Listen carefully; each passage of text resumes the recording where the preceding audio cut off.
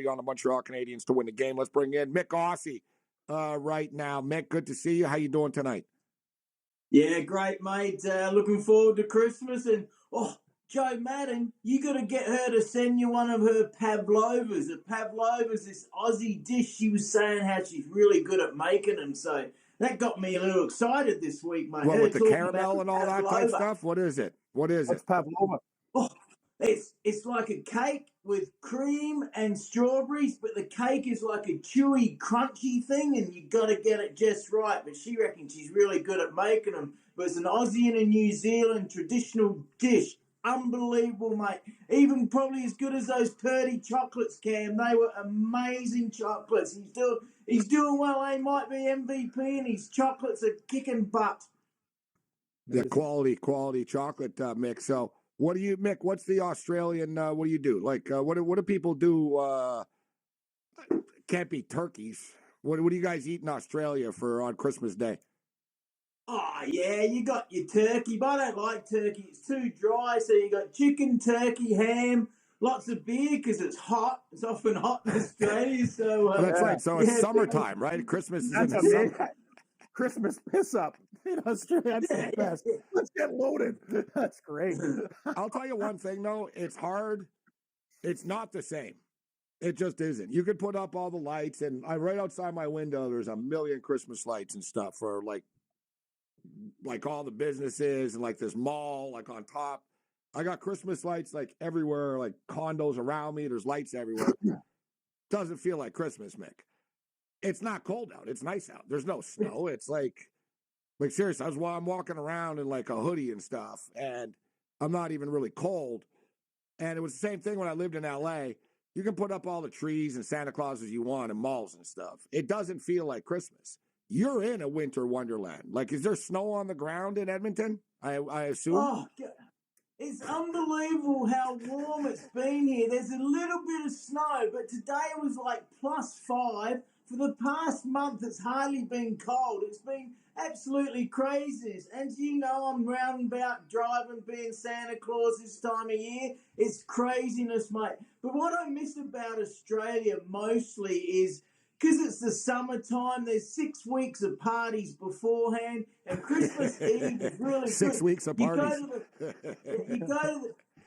You go to the local pub in your hometown on Christmas Eve till midnight. Then midnight on the dot, the pubs are shut. So that's what I miss the most about home, Christmas Eve and obviously Christmas Day with the family. I haven't been home for Christmas Day in 26 years, mate. The Christmas used to sort of be that day that there was the blue-gray game. There were a couple NBA games, right? Like there in the old days, there was the blue-gray game, guys. With the blue-gray game was all like the all-stars of players that didn't play in bowl games, which was a cool game. And then you had NBA basketball, but there were, in the old Jordan days and stuff. There was a couple of games. It wasn't like 6 games and stuff. Like there'd be like 2, a doubleheader or something. Now, though, Christmas is like a sports day, Mick, right? Like holidays, there is no like, dude, you got 3 NFL games. There's like 7 NBA games or whatever. like these day games, and then it ruins the holidays for people because people are degenerate gamblers. Mm-hmm. So instead of like, they're all depressed, right? Instead of enjoying the Christmas dinner with their family, they're all upset because the Chiefs won't be covering the spread against the Raiders or something like that. Good point. Which I've been there, right? But like, these like it's like the holidays. Nothing's really a holiday anymore. Now it's like, no, it's not a time to celebrate. It's a time. Let's cram a bunch of games on TV, right? Yeah. Like, that's what it's about, really. There's no rest for the wicked anymore in this world. There are no holidays. It's true. You bring up great points, Morency. Very good points. And that's the thing. Before there would be like a standalone game or a couple so you can kind of get over it. Now it's like top to bottom. From the time you wake up, there's always something there. And now with everybody gambling, you're right. Like it's going to be just people watching games and throwing hey, uncle, you like the prop in this game and stuff? Like people are going to be going nuts over the holidays. Like, yeah, good point you bring up. Excellent I've already point. looked at the board. I've already known. I was like, oh, look, the Suns and Mavs are the last Christmas night game. I'll be all drunk and I'll bet on that game. Like, you know what I mean? Click, click. Exactly. That's the bailout special. Oh my God. Canadians just scored twice. What?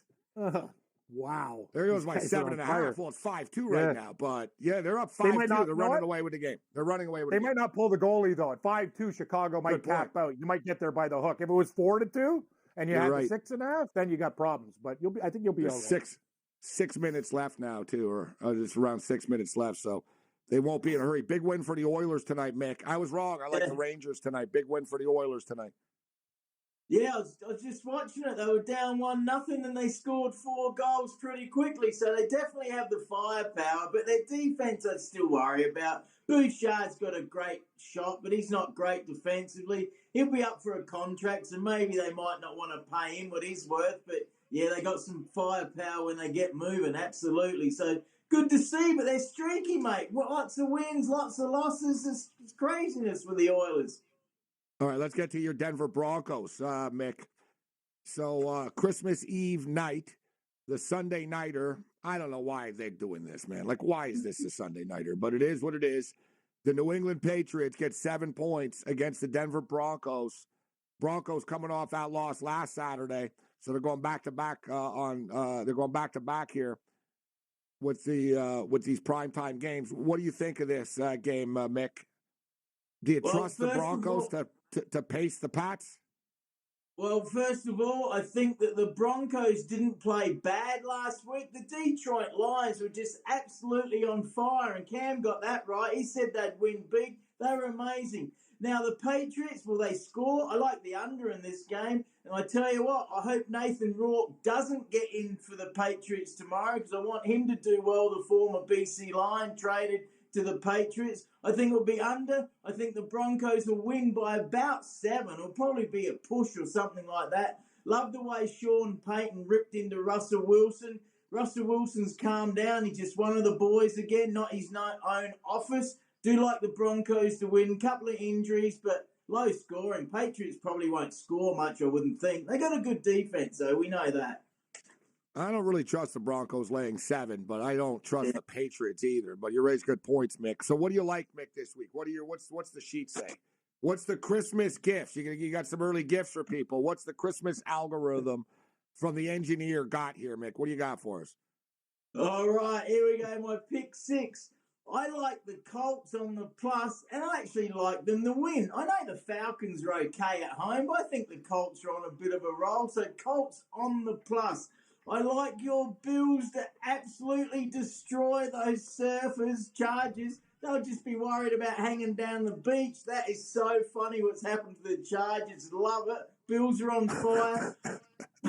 I think the Bears will probably get it done and covered just against the Cardinals. I said I wouldn't do this, but I'm going to do it. I'm going to pick the Lions to cover against the Vikings.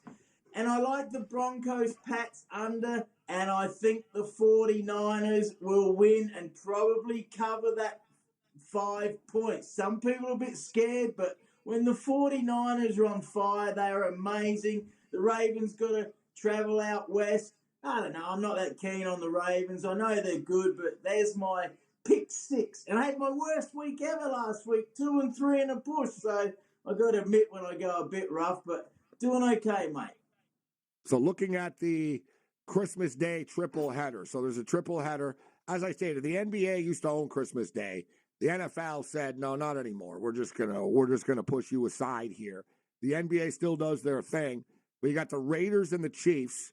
Raiders are getting 10 points in this game against the Chiefs. And the Chiefs have never been a good covering team. Right? Like they drilled the Raiders earlier. They were actually down 14-0 in that game.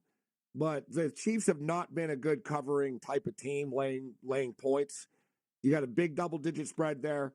The Philadelphia Eagles, coming off of 3 consecutive losses, get Tommy Cutlets and the New York Giants. And I actually think the Giants will end up being Cutlets in this game. I think the Philadelphia Eagles are going to murder them Christmas Day. And then, as Mick mentioned, that great game, Christmas night, the Baltimore Ravens. Guys, they're now getting 6 points in this football game. No respect for the Baltimore Ravens at all in this game. Cam, what's your pick for that game? I actually am with Mick on this one, and I'm kind of going I took it early, Gabe, and I'm sticking with it. I think the 49ers are just superior to everyone. I like what Baltimore's done. I love Lamar Jackson. I like Likely. I like their team. Gus Edwards is going to carry the load. But here's the thing about the 49ers. They also have Purdy. He's up for MVP. McCaffrey has an outside shot. Lamar for Baltimore. It should be a great game. Over. I see points in this game. 47.5 seems a little bit light. But I like the Niners to win this game by like 10-13, Gabe. I just think they're too strong. And they protect Purdy. He can carve them up. That's what I'm thinking. So I'm on San Francisco. I'm liking the fact that this line keeps climbing. I can't sit here with a great deal of confidence and tell you guys, oh, Baltimore's the play, but I'm going to play Baltimore just due to the fact I think they match up well with San Francisco. You can't replicate playing against Lamar Jackson. You just can't do it. And there's a reason why he's 19-1 against the NFC in his career. Something that we need to remind people. You know that, Mick? Lamar Jackson has played 20 games in his career against teams in the NFC. He's 19-1. Wow. Right? Like, there's something to be said for it that you can't replicate it, Mick. You know what I mean? You can't practice and say, all right, like, this is what they're going to do. A lot of teams, you know what I mean? Like the scout team, the backups will run the offense of the other team in practice all week. So that's what like the backup quarterbacks are doing. All right, I'm going to pretend that I'm Joe Burrow and this is what they do, and we're going to run all the plays that they run. How the hell do you replicate Lamar Jackson? Like, you know what I mean? Like, you can't. He's super fast. Like, he takes off. You're not used to it. You think you're going to get him in the pocket, then you don't. So players that I haven't played him before, don't see him much. They're just like sitting ducks, bro. I think that's one of the main reasons why they are 19-1 against NFC teams. Like against the division and stuff, teams like kind of can deal with him because they know this is what he doesn't like. This is what you can do to bottle him up a bit. But their talent, they keep on losing guys, right? I get it. They're a little bit beat up, Baltimore, but I agree with Cam. I think the 47 is too light in this game. This is also a big-time MVP showdown.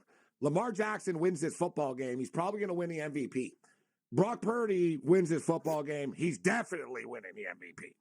So this is like an MVP showdown here. I'm expecting the best from Lamar Jackson in this game. Like, Lamar's going to be running around everywhere doing his thing here. It's going to be a fun game. Give me the Ravens flock. What's the point? The Friday Night Free Show continues. This is SportsGrid. I am Renson. A great Rob Vino is going to join us in the next hour. Look forward to Rob's takes on these college football bowl games tomorrow and the NFL. We're talking NFL. We got Mick Aussie in the house. Mick, I've said this before. The CFL offseason feels like the longest one for whatever reason, huh? Like, the CFL schedule has been released, and I looked at it. I'm like, man, that's just so far away. Like, I'm looking. All these other leagues. When does the AFL start? When's the AFL preseason start? Oh, good you said that. Be February, so somewhere through March they're starting, and they're starting a week or two earlier this year. So, yeah, not much break after NFL. It's AFL probably 4 or 5 weeks after that. Yeah, that's good. I'm looking for. Yeah, they'll be back. They'll be back soon. NASCAR is going to be back soon. There's a lot of things coming back. Like, there's a lot of sports. And golf starts like next week too in Hawaii. Well, right, golf Gabe, never really stops. No, they don't. Those guys they worship money. But I know what you mean. Yeah, now the Hawaii season starts and stuff like that. Tour. But so we got the bowl games tomorrow. And Mick, final and closing. What are your thoughts on the Raiders and the Chiefs game? You're the AFC West guru here, right? Oh, well, they called Kelsey alligator arms this week on one show. I laughed at that because he dropped a catch. A lot of the people I listen to are saying the Chiefs on the minus, but I don't know if I was going to take it. I hope the Raiders can cover that 10. But, yeah, I hope they do beat the Chiefs, but don't like either team, as you know. And what's for this college football? Good to see they've sorted that out, not with all the coaches and players not playing the bowl games. I call it the National Corrupt A-Hole Association. It's disgraceful. That's not bad. Sorted it out down there. The National Corrupt A-Hole Association. Yeah, it's not bad for the NCAA. Mick, well done. I like that. That's a good one. Merry Christmas, Mick.